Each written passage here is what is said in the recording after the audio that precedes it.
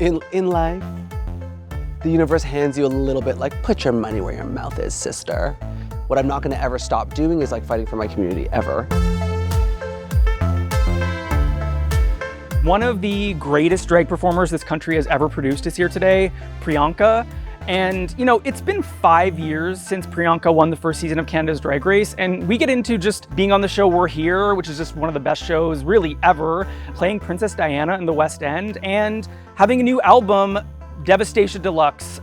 Priyanka. Yes. I'm so excited that you're here. Thank you for having me in your beautiful room. I wanted you on the show for so long, and first I just wanted to say, you know, this year marks 5 years since you won Canada's Drag Race, which is kind of wild, just because the world's changed so much since then, drag's changed so much since then, and you have not so much changed, but done so much since then. It's like really wild. Yeah. So I want to get into some of the stuff that you've done. Your music, Devastation Deluxe is out now. Yes.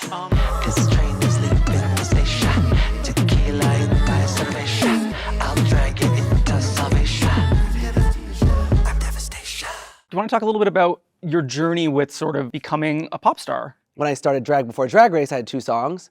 And then I was like, wait, right, I have this platform where I can finally like share my art that I've always wanted to do and just like be the kid that I am and make fun songs and just show drag in the music space. That was my main goal. And you're continuing to make music. God, I'm Messy is your new single coming out in November. Yes. Wow. I wrote that one in the UK. Oh yeah? And Because were you feeling particularly messy? I was feeling quite British, actually. No, I'm always feeling messy. I think like Devastation, I released it last year. And I'm so happy that there's a deluxe out because there's something about your debut album where you like feel like you put everything, even though I had an EP before that was great. I loved it. I love it still so much, oh my God.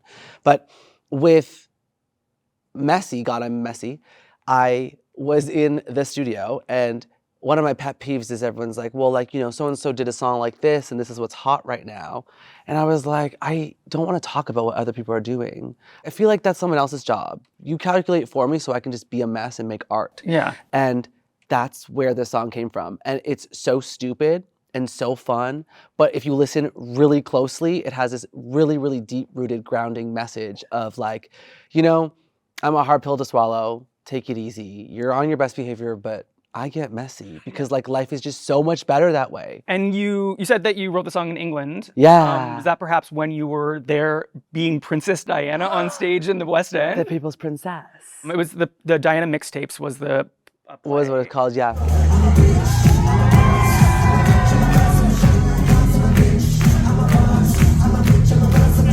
What was it like just inhabiting Diana, and what did you sort of learn from her in this sort of, you know, crazy context?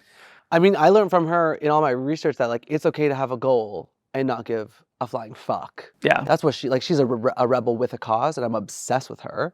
Just all the things that she would do just to show people that like humans are humans and they need contact and they need love and support, and I'm gonna fight for it, even if it means that I'll be lonely for it. And I mean, you're used to performing night after night after night, so like maybe the sort of the stage lifestyle felt like natural to you. Well, it does feel natural to me, but doing a musical is a whole different beast. It's true, yeah. And I was sitting there being like, why is this hard? Like I tour all the time, I sing all the time, like what is going on here? But I was like, because this is life, like nothing is ever the same. And something that you've done that to me, witnessing just seemed like an incredibly hard thing to do, and I have so much respect for you for doing it, but also like, I loved We're Here. Like that season is incredible, and I'm so sad that that show doesn't still exist, but what you did in that show was very brave. Like I can't imagine going to those places and exposing, you know, such vulnerability and empowerment and also doing so much good.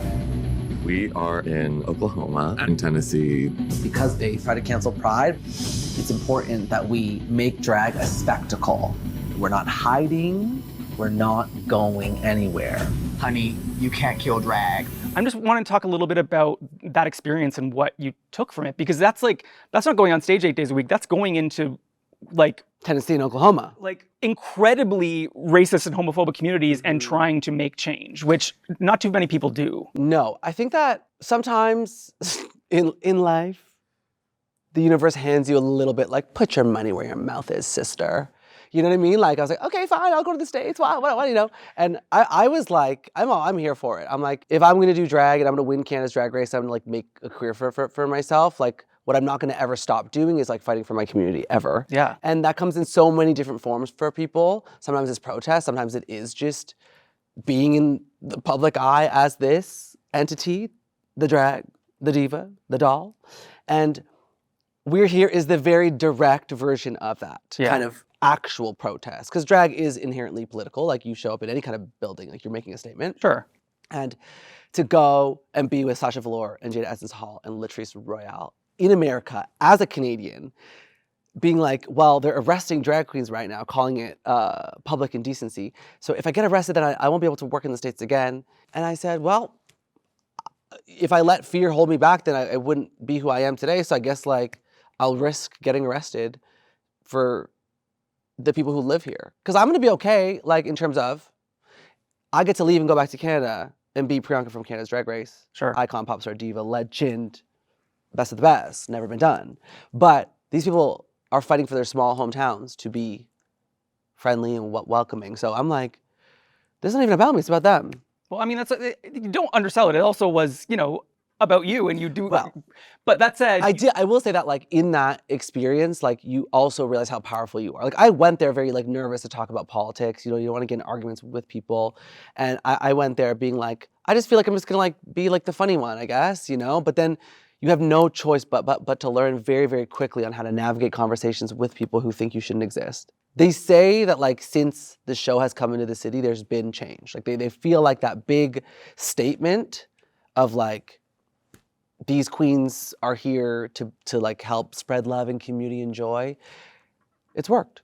I mean, one step at a time. At the very least, the individuals that you helped in that show, like there's no way that their lives won't be forever touched by that moment, if not like transformed. Yeah. Now, let's move on though to Drag Brunch Saved My Life, a new sort of very different travel around places makeover show that is in Ontario. Yes. Do you want to talk a little bit about that show and like what you wanted to do with it? Yeah, I mean, it's a show that tells the tale of like how we get to exist as a society together. What's my name? Priyanka! Drag Brunch is here to save your life.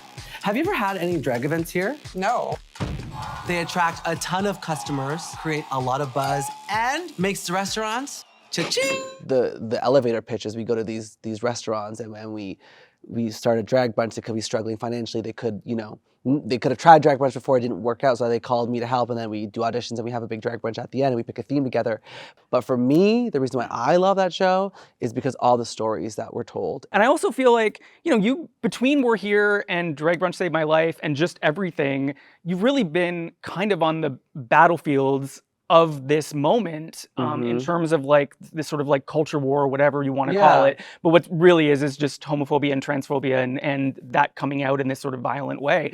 I guess last, I'm just curious, you've been doing this for a while now. For people that are trying to start out as a drag performer, what do you tell them? Like, what's your sort of advice? I know this is like a very standard basic question, but I am really curious just because it's hard out there for a drag queen. Yeah. I think not being afraid to fail is so important. Like I always say, like start ugly, then get pretty.